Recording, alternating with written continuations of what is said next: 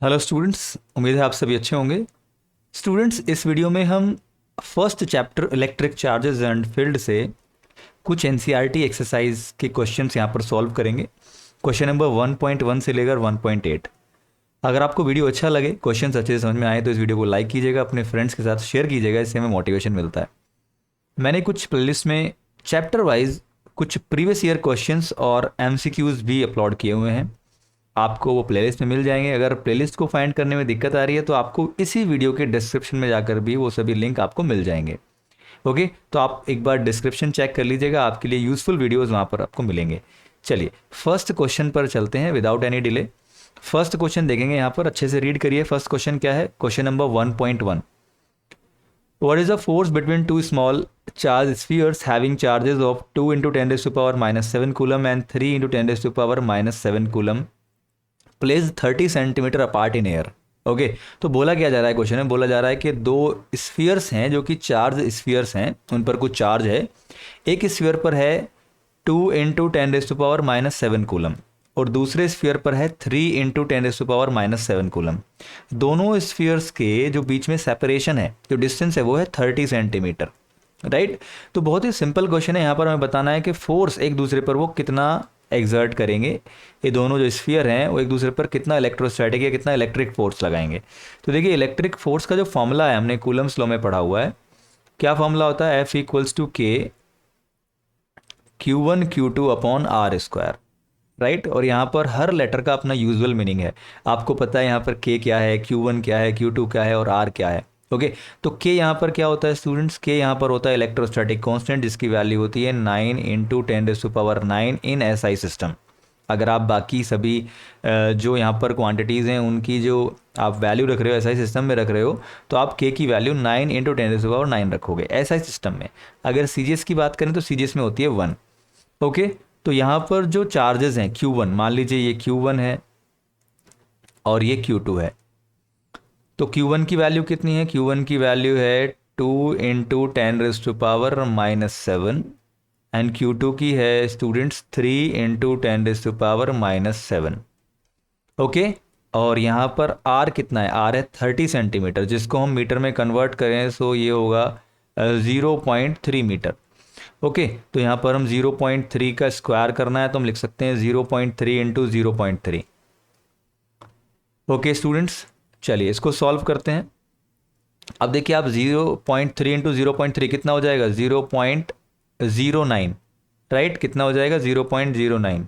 ये होगा 9 into 10 raise to power 9 into 2 into 3, कितना हो जाएगा? 6, और ये होगा 10 raise to power minus 14। Upon में हम इसको लिख सकते हैं कि ये 9 into 10 raise to power minus 2 लिख सकते हैं ना। अब यहाँ से 9 से 9 कैंसिल होगा, इधर लिख देते हैं हम। देखिए 9 से 9 कैंसिल हो गया है, तो यहाँ पर जो फोर्स की वैल्यू है वो कितनी आई? फोर्स की वैल्यू आ गई है 6 इंटू 10 रेज़ टू पावर, देखिए यहाँ पर 9 है और यहाँ पर है माइनस 14, तो आप लिखेंगे पावर में 9 माइनस 14। और अगर आप डिनोमिनेटर से 10 को ऊपर न्यूमरेटर में लेकर आते हो, 10 की पावर माइनस 2 को, तो ऊपर आकर ये क्या हो जाएगा? 10 की पावर प्लस 2 हो जाएगा, यानी पावर पॉजिटिव हो जाएगी। देखिए प्रोडक्ट में ही आ जाएगा ये भी। और यहाँ पर आप चाहो तो इस 2 को 9 माइनस 14 के साथ ऐड कर सकते हो।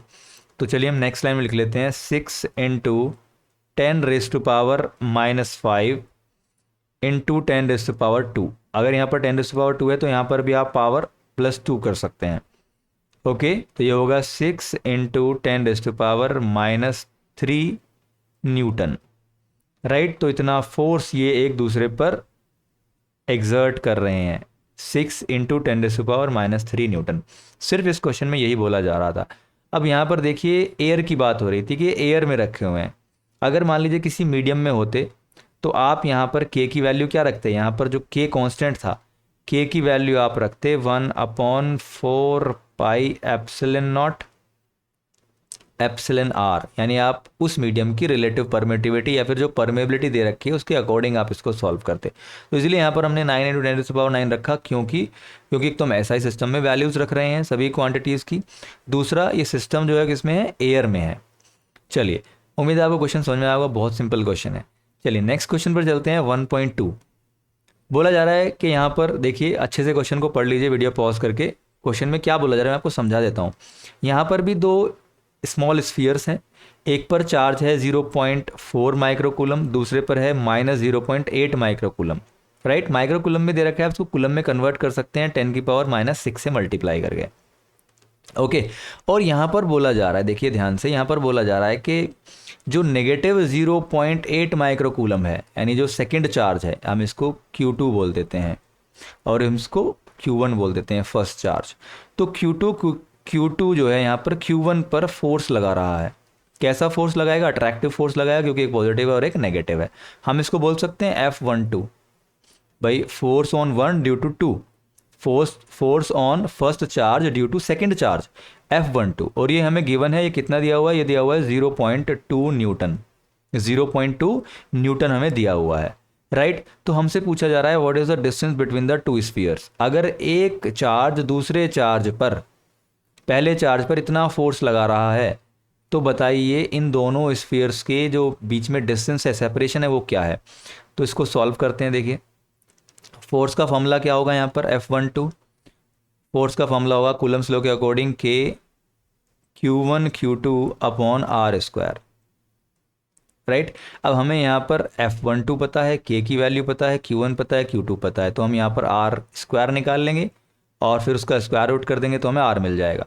सो ये होगा R square equals to K Q1 Q2 upon F12। Right, अभी हम इनकी वैल्यूज पुट करेंगे। तो K की वैल्यू क्या होगी बेटा? K की वैल्यू होगी 9 × 10⁻⁹। Q1 कितना है? Q1 दिया हुआ है 0.4, तो इसको हम कूलम में कन्वर्ट कर लेते हैं 10⁻⁻6 से मल्टीप्लाई करके। फिर Q2 दिया हुआ है 0.8, नेगेटिव है पर हम यहाँ पर उसका मैग्नीट्यूड लिख रहे हैं सिर्फ, 0.8 × 10⁻⁶। राइट, F12 कितना दिया हुआ है? दिया हुआ है 0.2। ओके, तो देखिए यहाँ पर हमने नेगेटिव पॉजिटिव पर ध्यान नहीं दिया है, चार्ज यहाँ पर नेगेटिव पुट नहीं किया है। क्यों? क्योंकि हम तो मैग्नीट्यूड निकाल रहे हैं। नेगेटिव पॉजिटिव से ये पता लगता है कि एक चार्ज दूसरे चार्ज पर अट्रैक्टिव फोर्स लगाएगा या रिपल्सिव फोर्स लगाएगा। ओके, अब देखिए 0.2 से 0.8 को हमने कैंसिल किया, आ गया 4। राइट, इसको हम लिख सकते हैं 9 × 10⁻, देखिए यहाँ पर -6 है, यहाँ पर -6 है, तो -12 हो जाएगा। तो ये होगा 10⁻⁹ -12, यानी जो पावर है वो एडिशन में आ जाएंगी। तो एक नेगेटिव है पावर, एक पॉजिटिव पावर है। और ये होगा 0.4 और 4 की मल्टीप्लाई करें तो कितना आएगा? 1.6। देख पा रहे हैं आप? तो यहाँ पर R स्क्वायर कितना हो जाएगा? यहाँ पर लिख देता हूँ, R स्क्वायर आ गया, देखिए ये आ गया है 9 × 1.6 × 10⁻, कितना आएगा स्टूडेंट? 10⁻⁻3। राइट, अब देखिए यहाँ पर हम अगर 16 बना लें 1.6 को, तो कितना होगा? 16, और यहाँ पर पावर जो है वो चेंज हो जाएगी 10⁻⁻4। तो अगर R स्क्वायर इक्वल्स टू 9 × 16 × 10⁻⁻4 है, तो R क्या होगा? देखिए R के लिए आप क्या करते हैं, इसको रूट में डाल दें, स्क्वायर रूट में, तो ये हो जाएगा 9 × 16 × 10⁻⁻4। ओके, और ये देखिए रूट से बाहर आएगा 3, और ये हो जाएगा 4, एंड ये होगा 10⁻⁻2। Right, it will be 12 × 10⁻⁻2। Okay, और ये होगा मीटर में, और इसको हम सॉल्व करें तो ये आएगा 0.12 मीटर। आप इसको ऐसे भी लिख सकते हैं। देखिए, तो यहाँ पर जो सेपरेशन आया दोनों स्फीयर्स के बीच में, कितना आया? 0.12 मीटर। उम्मीद है आपको क्वेश्चन समझ में आया होगा कैसे हमें क्वेश्चन करना है। चलिए नेक्स्ट क्वेश्चन की तरफ मूव करते हैं। नेक्स्ट क्वेश्चन है, check that the ratio KE² upon GME/MP is dimensionless. यानी यहाँ पर आपको बताना है कि ये रेशियो डायमेंशनलेस है। दूसरा, इनकी जो वैल्यूज़ हैं सभी की, K की, E की, G की, ME की, MP की, सभी की वैल्यूज़ आपको यहाँ पर पुट करके इसकी वैल्यू भी निकालनी है कि रेशियो की वैल्यू क्या होगी। ये तो बहुत ही आसान है, आप टेबल में जाइए उसको सॉल्व कर लीजिए। ओके, और यहाँ पर बताना है कि ये रेशियो आपको क्या बता रही है, what does the ratio signifies, क्या बताती है रेशियो। तो हम पहले इसको देख लेते हैं कि डायमेंशन लेस है या नहीं। तो देखिए रेशियो हम यहाँ पर कॉपी कर लेते हैं। रेशियो यहाँ पर दिया हुआ है KE² अपॉन GME/MP। थोड़ा यहाँ पर समझेंगे, K है यहाँ पर इलेक्ट्रोस्टैटिक कांस्टेंट, ई है ये एलिमेंट्री चार्ज, इसका स्क्वायर हो रखा है। जी है यहाँ पर ग्रेविटेशनल कांस्टेंट, एम ई का मतलब है mass of electron, M P का मतलब है मास ऑफ प्रोटॉन। सभी के अपनी यूजुअल मीनिंग्स हैं। अगर हम यूनिट की बात करें, लिखें यूनिट ऑफ रेशो, तो रेशो की यूनिट क्या होगी, देखिए सभी की यूनिट्स पुट कर दीजिए। के की यूनिट होती है न्यूटन मीटर स्क्वायर पर कूलम स्क्वायर, तो हम कूलम रेज़ टू पावर -2 लिख देते हैं। ओके, आगे है ई का, ई की जो यूनिट होती है एलिमेंट्री चार्ज की, वो कितनी कूलम, और इसका स्क्वायर है तो ये हो जाएगा कूलम का स्क्वायर, सो कूलम स्क्वायर। अपॉन में जाते हैं, देखिए यहाँ पर जी की यूनिट क्या होगी, न्यूटन मीटर स्क्वायर पर किलोग्राम स्क्वायर, पर किलोग्राम स्क्वायर के लिए हम किलोग्राम रेज़ टू पावर -2 लिख देंगे। आगे एम ई एम पी, तो ये हो जाएगा किलोग्राम इंटू किलोग्राम, तो हम इसको किलोग्राम स्क्वायर भी लिख सकते हैं। 1 किलोग्राम हटाकर हम यहाँ पर किलोग्राम स्क्वायर कर देते हैं। अब देखिए आप यहाँ पर ध्यान से देखिएगा, न्यूटन से न्यूटन कैंसिल, मीटर स्क्वायर से मीटर स्क्वायर कैंसिल, ये किलोग्राम रेज़ टू पावर -2 से kilogram square cancel, coulomb raise to power -2 से कूलम स्क्वायर कैंसिल। तो यहाँ पर आपने देखा कि इसकी कोई यूनिट नहीं है, इट हैज़ नो यूनिट। हम लिख सकते हैं it has no unit and dimension. Okay, अगर हम डायमेंशनल फॉर्मूला भी लिखें तो क्या हो जाएगा, ये हो जाएगा m0 L0 T0, मतलब इसकी कोई डायमेंशनल फॉर्मूला नहीं है देखा जाए तो, राइट। अब आगे देखिए क्या बोला जा रहा है, यहाँ पर बोला जा रहा है कि टेबल से इन सभी की वैल्यूज़ को पुट करके इस रेशो की वैल्यू निकालिए। तो ये तो आप सिंपली कर ही लेंगे, आपको के की वैल्यू भी पता है 9 × 10⁻⁹, एलिमेंट्री चार्ज की वैल्यू पता है 1.6 × 10⁻⁻19, जी की वैल्यू आप पुट कीजिए, मास ऑफ इलेक्ट्रॉन की कीजिए, मास ऑफ प्रोटॉन की कीजिए, और इसको सॉल्व करके आप रेशो की वैल्यू बता देंगे, राइट। आगे बोला जा रहा है what does the ratio signifies, तो आप यहाँ पर देखिए कि रेशो क्या बता रही है, ध्यान से देखेंगे इस रेशो को। ये रेशो जो हमें गिवन है, ये रेशो है k e square upon G m e m p, right, ये है। और ध्यान से देखिए आप कि अगर हम दो पार्टिकल्स मान लें, एक इलेक्ट्रॉन और दूसरा प्रोटॉन, एक इलेक्ट्रॉन और एक प्रोटॉन दोनों कुछ डिस्टेंस पर एक दूसरे से प्लेस्ड हैं, आर डिस्टेंस पर, तो अगर हम कहें कि रेशो बताइए electrostatic force between the electron and proton and ratio of electrostatic force between the electron and proton and gravitational force between them, तो ये क्या होगा, तो रेशो आ जाएगा, रेशो हो जाएगा के ई स्क्वायर, क्योंकि दोनों पर चार्ज कितना होता है, ई होता है, इलेक्ट्रॉन पर भी और प्रोटॉन पर भी, ई स्क्वायर अपॉन आर स्क्वायर, यानी जो उन दोनों के बीच में सेपरेशन है उसका स्क्वायर आप कर देंगे कूलम्स लॉ के अकॉर्डिंग। और न्यूटन लॉ ऑफ ग्रेविटेशन के अकॉर्डिंग ग्रेविटेशनल फोर्स कितना होगा उन दोनों के बीच में, होगा G m e m p, mass of proton mass of electron, और जी है यहाँ पर gravitational constant upon r square. तो आप देखेंगे यहाँ से आर स्क्वायर कैंसिल, तो रेशो कितना आएगा, रेशो आएगा k e square upon G m e m p. तो आपने देखा कि k e square upon G m e m p जो रेशो है, ये किसके रेशो के इक्वल है, ये है electric force to gravitational force, यानी एक इलेक्ट्रॉन और प्रोटॉन के बीच में जो इलेक्ट्रिक फोर्स लग रहा है और जो ग्रेविटेशनल फोर्स लग रहा है उसी का रेशो है। तो हम लिख सकते हैं this is the ratio of, this is the ratio of electric force to gravitational force between an electron and a proton। Okay, उम्मीद है आपको समझ में आया होगा क्वेश्चन किस तरीके से आपको करना है। यहाँ पर वैल्यूज़ आप इसकी निकालना ना भूलें, सभी की वैल्यूज़ पुट करके इस रेशो की वैल्यू आप जरूर निकाल लें, वो सिंपल है, सभी की वैल्यूज़ रखिए उसको सॉल्व कर लीजिए। चलिए नेक्स्ट क्वेश्चन देखते हैं। नेक्स्ट क्वेश्चन बोल रहा है फर्स्ट पार्ट में explain the meaning of statement electric charge of a body is quantize. किसी बॉडी पर जो चार्ज है वो क्वांटाइज होता है, इसका मतलब क्या है समझ लेते हैं, पहले फर्स्ट पार्ट समझते हैं। तो इलेक्ट्रिक चार्ज इज क्वांटाइज या फिर electric charge of a body is quantize का मतलब क्या है, इसका मतलब आप समझेंगे, देखिए कि मान लीजिए यहाँ से समझें कि एक हमारे पास ग्लास रोड है, राइट, और एक हमारे पास सिल्क क्लॉथ है, लेट से ये एक सिल्क क्लॉथ है। तो इनिशियली इन पर नेट चार्ज जीरो होता है। नेट चार्ज जीरो क्यों होता है? क्योंकि ग्लास और सिल्क सभी जो हैं ये एटम्स के बने हैं, हर एक मैटर जो एटम्स का बना है, और हर मैटर पर जितने एटम्स हैं वो न्यूट्रल होते हैं इनिशियली। मतलब एक एटम पर जितने प्रोटॉन हैं उतने ही इलेक्ट्रॉन हैं। तो इसका मतलब जितना पॉजिटिव चार्ज है उतना ही नेगेटिव चार्ज है। तो नेट चार्ज क्या हो गया? नेट चार्ज हो गया ज़ीरो। लेकिन अगर हम इन दोनों की रबिंग करा देते हैं, इन दोनों को हम रब कर देते हैं, ग्लास को और सिल्क को, तो आप देखेंगे कि ग्लास से कुछ इलेक्ट्रॉन्स कहाँ चले जाएंगे? ग्लास रोड से सिल्क पर चले जाएंगे। तो एक चला जाएगा, दो चला जाएगा, तो ऐसा नहीं कि फ्रैक्शन में जाएगा, आधा इलेक्ट्रॉन चला गया है, पूरा ही जाएगा ना कंप्लीट। तो अगर यहाँ से हमने कहा 3 इलेक्ट्रॉन चले गए ग्लास से, तो यहाँ पर 3 प्रोटॉन एक्स्ट्रा हो जाते हैं, क्योंकि इनिशियली पहले इलेक्ट्रॉन और प्रोटॉन का अमाउंट जो था, जो संख्या थी वो इक्वल थी। अभी यहाँ पर 3 प्रोटॉन ज़्यादा हो गए, तो ग्लास रोड पर चार्ज बन गया +3e। और अगर हम सिल्क पर करें तो सिल्क पर 3 इलेक्ट्रॉन्स एक्स्ट्रा पहुँच गए। अब पहले इलेक्ट्रॉन प्रोटॉन इक्वल थे, लेकिन अब 3 इलेक्ट्रॉन एक्स्ट्रा हैं, तो यहाँ पर चार्ज बन गया -3e।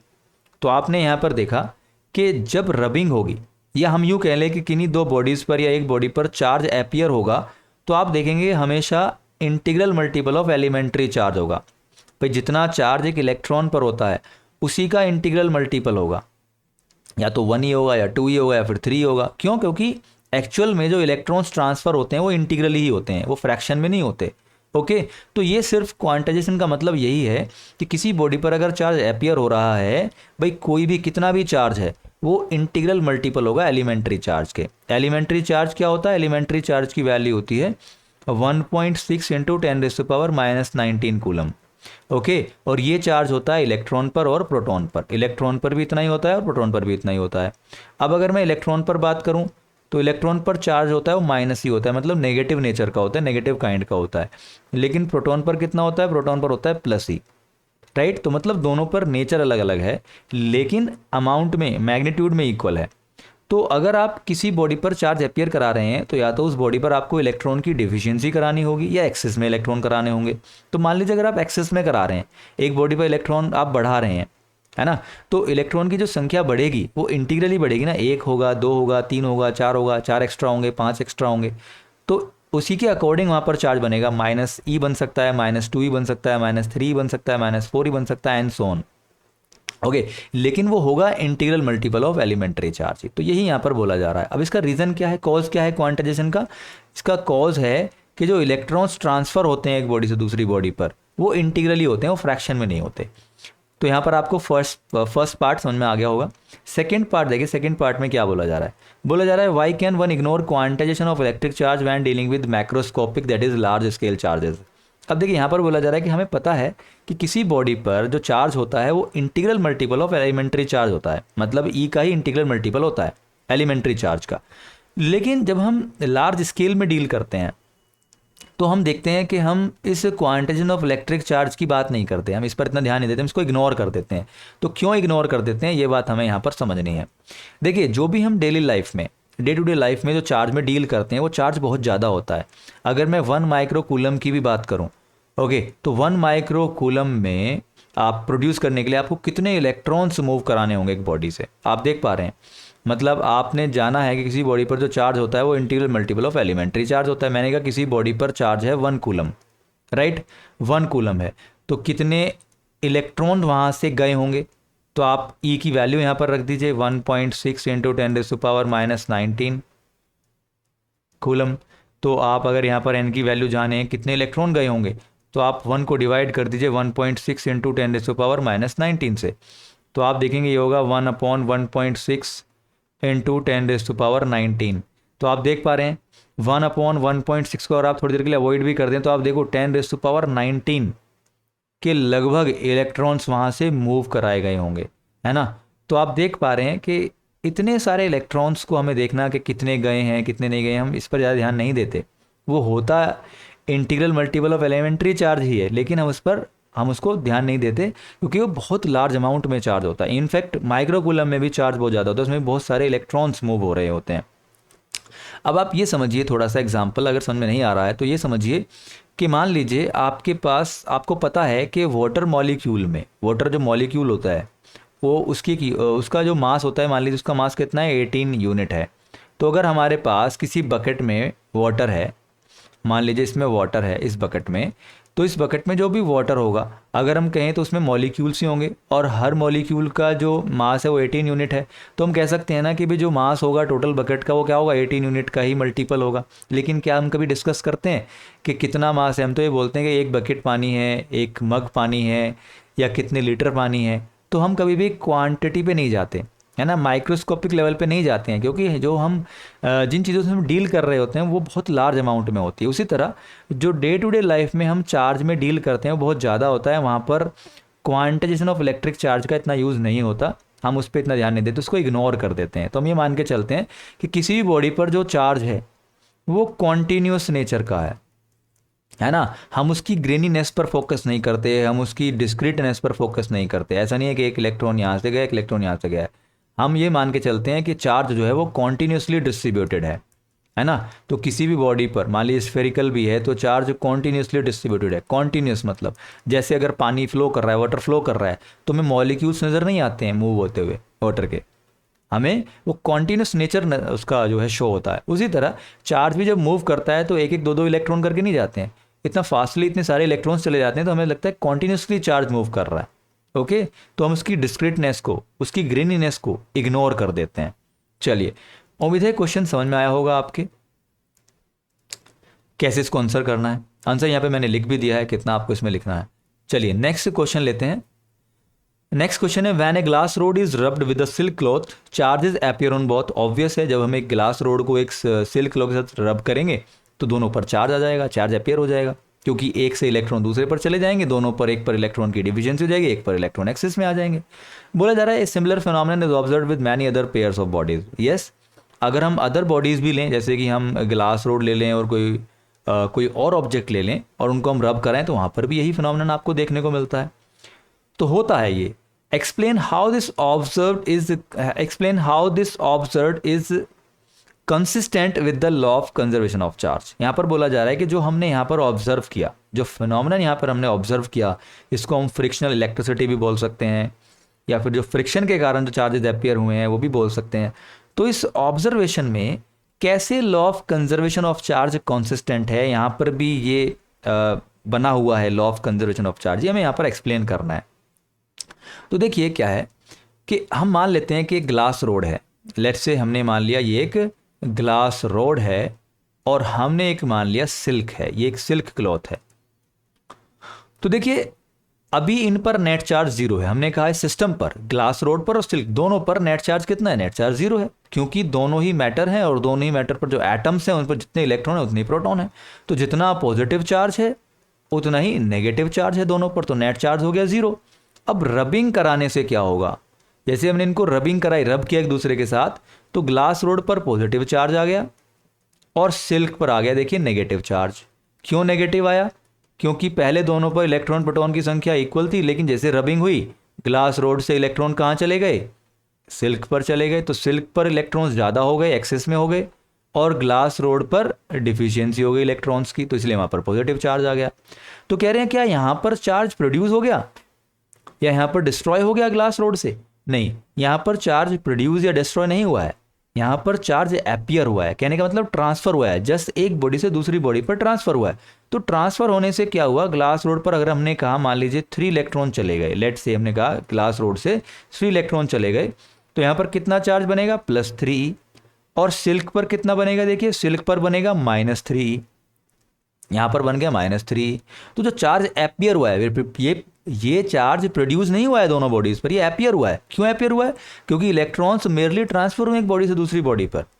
ओके, तो उसी कारण ये चार्ज अपीयर हुआ है। अब देखा जाए तो अभी भी नेट चार्ज जीरो है सिस्टम पर। कैसे, अगर हम नेट चार्ज निकालें तो नेट चार्ज कितना होगा, यहाँ पर +3e और -3e, भाई टोटल चार्ज कितना हो गया सिस्टम पर, +3e और -3e, तो कितना हो गया, 0। तो अभी भी law of conservation of charge यहाँ पर कंसिस्टेंट है। कहने का मतलब ये लॉ क्या कहता है, law of conservation of charge ये कहता है कि चार्ज को ना आप क्रिएट कर सकते हैं ना आप डिस्ट्रॉय कर सकते हैं। ओके, तो यहाँ पर भी ना ही चार्ज डिस्ट्रॉय हुआ है ना ही क्रिएट हुआ है, अपीयर हुआ है। क्यों अपीयर हुआ है, क्योंकि एक बॉडी से चार्ज दूसरी पर चला गया है, तो एक पर चार्ज इलेक्ट्रॉन की डिफिशिएंसी हो गई, एक पर एक्सेस में हो गए। ओके, तो उम्मीद है समझ में आया होगा, यहाँ पर भी law of conservation of charge consistent है इस प्रॉब्लम में, इस ऑब्जर्वेशन में भी। चलिए नेक्स्ट क्वेश्चन पर चलते हैं।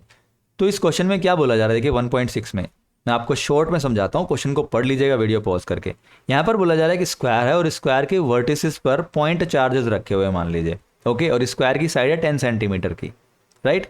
तो पॉइंट चार्जेस रखे हैं, मान लीजिए ए वर्टेक्स पर रखा है, ए पॉइंट पर रखा है 2 माइक्रोकूलम, उसी तरह बी पर रखा है -5 माइक्रोकूलम, सी पर रखा है 2 माइक्रोकूलम, डी पर रखा है -5 माइक्रोकूलम, राइट।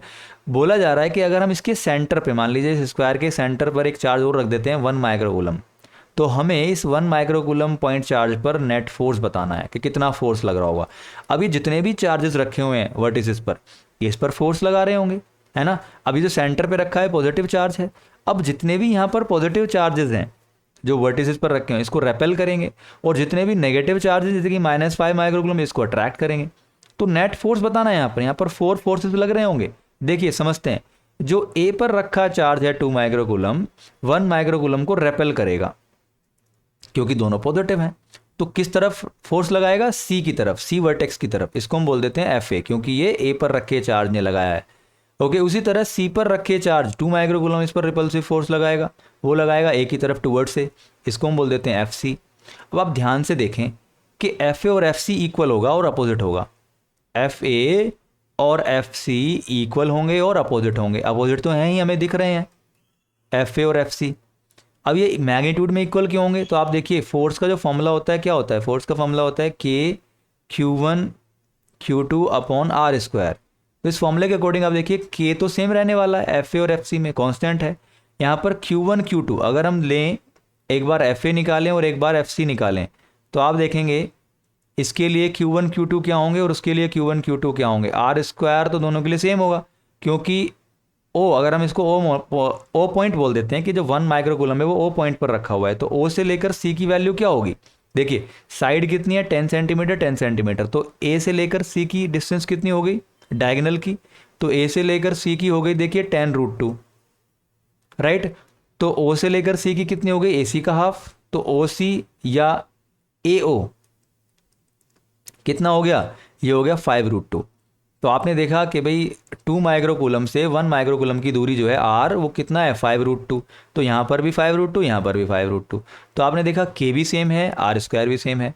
और देखिए जब पेयर आप बनाएंगे, जब आप FA निकालेंगे तो आप पेयर लेंगे 1 और 2 माइक्रोकूलम, फिर दोबारा 1 और 2 माइक्रोकूलम, इसका मतलब दोनों बार आपको Q1 Q2 की वैल्यू भी सेम रखनी है। तो इसका मतलब FA और FC का मैग्नीट्यूड सेम है और डायरेक्शन अपोजिट है, तो इसका मतलब एक दूसरे को कैंसिल कर देंगे, कैंसिल आउट कर देंगे। तो हम क्या लिख सकते हैं यहाँ पर, हम लिख सकते हैं कि FA cancel out, FA cancel out FC। Similarly यहां पर आप देखिए कि B जो है 1 माइक्रोकूलम पर अट्रैक्टिव फोर्स लगाएगा, क्योंकि ये नेगेटिव है B पर रखा चार्ज, जो B पर रखा हुआ चार्ज है -5 माइक्रोकूलम, उस पर अट्रैक्टिव फोर्स लगाएगा। उसी तरह D पर रखा चार्ज -5 माइक्रोकूलम 1 माइक्रोकूलम पर अट्रैक्टिव फोर्स लगाएगा, इसको हम बोल देते हैं FD। तो यहाँ पर भी आप देखेंगे, यहाँ पर भी सेम आपको सिचुएशन मिलेगी, यहाँ पर भी FD कैंसिल कर देगा, कैंसिल आउट FB, राइट। तो हम यहाँ पर कहेंगे जो नेट फोर्स होगा, नेट फोर्स क्या होगा स्टूडेंट्स, नेट फोर्स होगा 0। क्यों 0 होगा, क्योंकि जो वेक्टर सम होगा FA FB FC और FD का जो वेक्टर सम होगा, यानी एक दूसरे को कैंसिल कर पा रहे हैं, तो वेक्टर सम क्या है, वेक्टर सम 0 आ गया। तो नेट फोर्स कितना लगेगा यहाँ पर, 1 माइक्रोकूलम पर जो सेंटर पे रखा है 0 लगेगा, ओके। उम्मीद है क्वेश्चन समझ में आया होगा स्टूडेंट्स। चलिए नेक्स्ट क्वेश्चन पर चलते हैं। 1.7 बोला जा रहा है an electrostatic field line is a continuous curve that is a field line can not have sudden breaks, why not. तो फर्स्ट पार्ट में क्या बोला जा रहा है समझ लेते हैं। बोला जा रहा है कि इलेक्ट्रिक फील्ड लाइंस कॉन्टिन्यूस होती हैं, उनमें कोई ब्रेक नहीं होते, ऐसा क्यों है, तो समझते हैं। आंसर यहाँ पर आपको मिल गया है, समझ लेते हैं क्या कहता है आंसर। मान लेते हैं कि एक पॉजिटिव चार्ज है, अब इस पॉजिटिव चार्ज की सराउंडिंग में चारों तरफ विसिनिटी में इसका अपना फील्ड होगा तो फील्ड लाइंस भी होंगी। तो फील्ड लाइंस की प्रॉपर्टीज हमने पढ़ी हैं। फील्ड लाइंस एक्चुअल में क्या होती हैं, इमेजिनरी लाइंस होती हैं which are use to represent electric field, है ना। इलेक्ट्रिक फील्ड को रिप्रेजेंट करने के लिए हम इलेक्ट्रिक फील्ड लाइंस मानते हैं, और electric field lines basically positive charge का जो मोशन पाथ है वही होते हैं। मान लीजिए हम इस चार्ज के पास एक छोटा सा चार्ज रख देते हैं, स्मॉल सा चार्ज, अगर वो पॉजिटिव है तो रेपेल करेगा, रेपेल करेगा तो मूव करेगा, तो जो उसका मोशन पाथ होगा वही फील्ड लाइन होगी। तो जैसे मूव करके गया है यही फील्ड लाइन है, अब इधर मूव कर रहा है तो फील्ड लाइन की डायरेक्शन यही हो गई।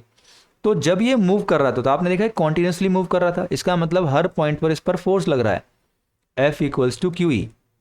अब इस पर चार्ज तो जीरो होगा नहीं अगर फोर्स लग रहा है, तो इसका मतलब अगर कॉन्टिन्यूस फोर्स लग रहा है तो हर पॉइंट पर इलेक्ट्रिक फील्ड की वैल्यू है कुछ, वो जीरो नहीं है, तो इलेक्ट्रिक फील्ड कॉन्टिन्यूस है, कॉन्टिन्यूसली फोर्स लग रहा है उस पर। दूसरा, जब आप ये मूव किया, जब ये चार्ज मूव कर रहा था तो आपने देखा कि कॉन्टिन्यूसली मूव कर रहा था, ये जंप नहीं किया था, ऐसा नहीं है कि यहाँ से यहाँ जंप करके चला गया हो, ये कॉन्टिन्यूसली मूव कर रहा था। तो इसका मतलब क्या है, इसका मतलब ये है कि जो फील्ड लाइंस होती हैं वो कॉन्टिन्यूस होती हैं, उनमें कोई ब्रेक्स नहीं होते, क्योंकि पॉजिटिव चार्ज पर हर पॉइंट पर फोर्स लग रहा है, हर पॉइंट पर। और वो क्यों लग रहा है, क्योंकि हर पॉइंट पर इलेक्ट्रिक फील्ड है, इलेक्ट्रिक फील्ड लाइन है। अगर यहाँ पर नेगेटिव चार्ज होता तो नेगेटिव चार्ज इस चार्ज की तरफ अट्रैक्ट होता और इधर मूव करता, तो यहाँ पर इलेक्ट्रिक फील्ड लाइन की डायरेक्शन ये हो गई। तो उम्मीद है आपको समझ में आ गया होगा क्वेश्चन में क्या बोला जा रहा है और हमें कैसे आंसर करना है। अब सेकंड पार्ट पर चलते हैं। सेकंड पार्ट पर बोला जा रहा है explain why two field lines never cross each other at a point. दो इलेक्ट्रिक फील्ड लाइन एक दूसरे को इंटरसेक्ट नहीं करती हैं, क्रॉस नहीं करती हैं, तो एक्सप्लेन करना है क्यों नहीं करते हैं इलेक्ट्रिक फील्ड लाइन इंटरसेक्ट। तो यहाँ पर देखिए हम एज्यूम कर लेते हैं कि भाई दो पॉइंट चार्ज हैं, मान लीजिए इस तरीके से पास पर रखें, दोनों पर पॉजिटिव चार्ज है। तो आप अभी जानते हैं कि इन दोनों की इलेक्ट्रिक फील्ड लाइंस कैसे होंगी, इस तरीके से होंगी, एक दूसरे पर लेटरल प्रेशर लगाकर इस तरीके से रेपल्शन हो जाएगा यहाँ पर। तो आपने देखा है रेपेल नहीं करती हैं। मैंने ये सिचुएशन इसलिए ली है, दोनों कंसिडर इसलिए किए ताकि आप समझ सकें, इसको फील कर सकें। तो इंटरसेक्ट नहीं करती हैं, इस तरीके से वो लेटरल प्रेशर लगाकर रेपेल कर जाती हैं, राइट। अगर पॉजिटिव नेगेटिव होते तो पॉजिटिव से स्टार्ट होती, नेगेटिव पर एंड कर जाती। सोचिए हम थोड़ी देर के लिए एज्यूम कर लेते हैं कि भाई इन दोनों की जो फील्ड लाइंस हैं वो एक दूसरे को इंटरसेक्ट कर जाती हैं, मान लीजिए कि कर गई, राइट। अब जो इंटरसेक्शन पॉइंट P है, जो इंटरसेक्शन पॉइंट P है, अगर आप यहाँ पर टेंजेंट ड्रॉ करें, राइट, अगर आप यहाँ पर दो टेंजेंट ड्रॉ करें तो आप पाएंगे यहाँ पर इलेक्ट्रिक फील्ड इंटेंसिटी की दो डायरेक्शन, क्योंकि आपको पता है इलेक्ट्रिक फील्ड लाइन पर किसी पॉइंट P पर आप अगर टेंजेंट ड्रॉ करते हैं तो आपको इलेक्ट्रिक फील्ड इंटेंसिटी की डायरेक्शन मिल जाती है। तो यहाँ पर एक पॉइंट पर दो टेंजेंट ड्रॉ हो सकते हैं, इसका मतलब एक पॉइंट पर दो डायरेक्शन इलेक्ट्रिक फील्ड इंटेंसिटी की, जो कि पॉसिबल नहीं है। तो इसलिए हम कह सकते हैं कि इलेक्ट्रिक फील्ड लाइंस कभी भी इंटरसेक्ट नहीं करती। तो आप इस तरीके से आंसर दें और ये डायग्राम बना दें, आपको यहाँ पर फुल मार्क्स मिलेंगे। चलिए नेक्स्ट क्वेश्चन पर चलते हैं। लास्ट क्वेश्चन है 1.8। तो क्वेश्चन को अच्छे से पढ़ लीजिए वीडियो को पॉज करके। क्वेश्चन में क्या बोला जा रहा है समझ लेते हैं। क्वेश्चन में बोला जा रहा है कि भाई दो चार्जेस हैं, एक को हम QA बोल देते हैं, एक को हम QB बोल देते हैं। QA है 3 माइक्रोकूलम, QB है -3 माइक्रोकूलम, राइट। मैं लिख देता हूँ, QA है 3 माइक्रोकूलम एंड QB है -3 माइक्रोकूलम, राइट। और इन दोनों चार्जेस के जो बीच का सेपरेशन है, जो डिस्टेंस है ना, दोनों चार्जेस का, वो कितना है, वो है 20 सेंटीमीटर। अगर ये 20 है तो सेंटर से कितना दूर हो गए दोनों चार्जेस, ए पर रखा चार्ज और बी पर रखा चार्ज सेंटर से कितना कितना दूर हो गए, 10 सेंटीमीटर और 10 सेंटीमीटर, ठीक है। देखिए स्टूडेंट्स, यहां पर हमें बताना है what is the electric field at the mid point O पर, ये जो O पॉइंट है, मिड पॉइंट है, यहां पर आपको नेट इलेक्ट्रिक फील्ड इंटेंसिटी बतानी है, राइट। ये क्या होगी, नेट वैल्यू क्या होगी इलेक्ट्रिक फील्ड इंटेंसिटी की। अब देखिए ए पर रखा चार्ज 3 माइक्रोकूलम सेंटर पर O पर कुछ इंटेंसिटी प्रोड्यूस कर रहा होगा ना। उसी तरह बी पर रखा चार्ज -3 माइक्रोकूलम भी सेंटर पर कुछ इंटेंसिटी प्रोड्यूस कर रहा होगा, राइट। तो बी पर रखा चार्ज इंटेंसिटी किधर प्रोड्यूस करेगा, बी की तरफ, डायरेक्शन होगी बी की तरफ, ओके। इसको हम बोल देते हैं electric field due to B. और ए पर रखा चार्ज भी सेंटर पर किधर प्रोड्यूस करेगा, टूवर्ड्स बी ही करेगा, क्योंकि ये पॉजिटिव चार्ज है, तो ये हो जाएगा EA। तो अगर मैं नेट इंटेंसिटी की बात करूं, सेंटर पर नेट इंटेंसिटी कितनी होगी, तो सेंटर पर नेट इंटेंसिटी कितनी होगी, इन दोनों का वेक्टर सम, क्योंकि अब दोनों एक ही डायरेक्शन में है तो आप सिंपली भी ऐड कर सकते हैं, EA + EB। अगर अपोजिट में होते तो आप सब्ट्रैक्शन कर देते। तो अगर आप दोनों को अगर ऐड कर देते हो तो आपको सेंटर पर नेट इलेक्ट्रिक फील्ड इंटेंसिटी की, इलेक्ट्रिक फील्ड की वैल्यू मिल जाएगी। तो अगर आप यहाँ पर EA निकालें या EB निकालें, अगर उनका मैग्नीट्यूड निकालें आप, तो मैग्नीट्यूड क्या आएगा, मैग्नीट्यूड बताइए क्या आएगा, क्या फॉर्मूला होता है, Q/4πε0 r²। अब यहाँ पर ये आ जाएगा QA, ओके। आर तो दोनों के लिए सेम होगा, 10 सेंटीमीटर 10 सेंटीमीटर, बी से भी सेंटर 10 सेंटीमीटर पर है और ए पॉइंट से भी सेंटर 10 सेंटीमीटर पर है। तो यहाँ पर अगर आप वैल्यूज़ पुट करें, क्यू ए की वैल्यू पुट करेंगे तो ये हो जाएगा 3, पहले आप 1/4πε0 की वैल्यू पुट कर दीजिए 9 × 10⁻⁹ और फिर क्यू ए की पुट करेंगे 3 × 10⁻⁻6 क्योंकि ये 3 माइक्रो कूलम है, इसको हमने कूलम में कन्वर्ट किया 10⁻⁻6 से मल्टीप्लाई करके, ओके, अपॉन आर स्क्वायर। अब देखिए आर कितना है यहाँ पर, 10 सेंटीमीटर को आप लिख सकते हैं 0.1 मीटर, तो आप यहाँ पर लिख देंगे 0.1 × 0.1, या फिर आप इसको क्या लिख सकते हैं 10⁻⁻2, 10⁻⁻2। इसको आप सॉल्व करिए कितना आएगा, और फिर उसके बाद आप देखिए कि अगर आपने ये निकाला है अभी ई ए, ओके, इसको हम ई ए लिख देते हैं, उसके बाद हम ई बी निकालें, ई बी कितना आएगा कि भाई जो इंटेंसिटी बी पर रखा चार्ज सेंटर पर प्रोड्यूस कर रहा है वो होगा q B upon 4πε0 r square. अब यहाँ पर क्यू बी भी कितना है 3 माइक्रोकूलम ही है, क्योंकि नेगेटिव साइन को अवॉइड करेंगे क्योंकि हम यहाँ पर मैग्नीट्यूड निकाल रहे हैं। तो ये हो जाएगा देखिए 9 × 10⁻⁹, ये हो गई वैल्यू 1/4πε0 की, और चार्ज की वैल्यू हो जाती है 3 × 10⁻⁻6 अपॉन ये होगा 10⁻⁻2 सेम। तो आपने देखा कि भाई दोनों इक्वल हैं, तो अगर आपको नेट निकालना हो, नेट इंटेंसिटी निकालनी हो, तो या तो आप इन दोनों को ऐड कर दीजिए या फिर किसी एक को 2 से मल्टीप्लाई कर दीजिए। अगर दोनों सेम हैं तो ये क्या हो जाएगा, अगर ये दोनों सेम है तो ई ए प्लस ई ए लिख सकते हैं आप इसे।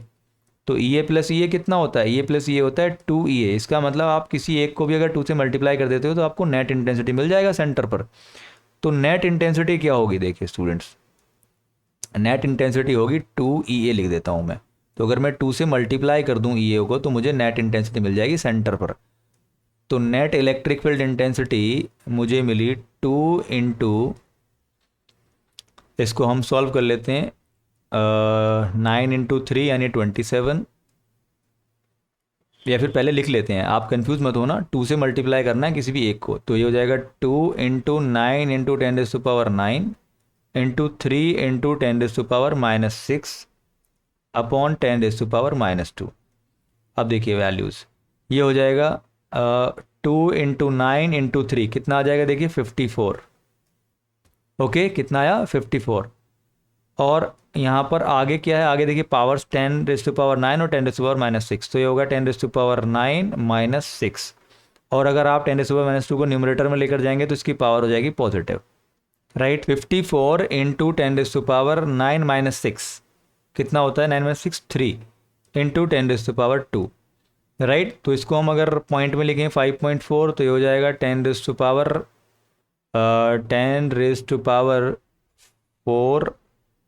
+ 2, राइट, यानी ये 3 × 5 हो जाएगा, और 5 में फिर हमें 1 करना होगा ऐड, क्योंकि हमने यहाँ पर इसको स्टैंडर्ड फॉर्म में कन्वर्ट किया है, 5 के बाद पॉइंट लगाया है। तो ये हो जाएगा 5.4 × 10⁻6 न्यूटन पर कूलम।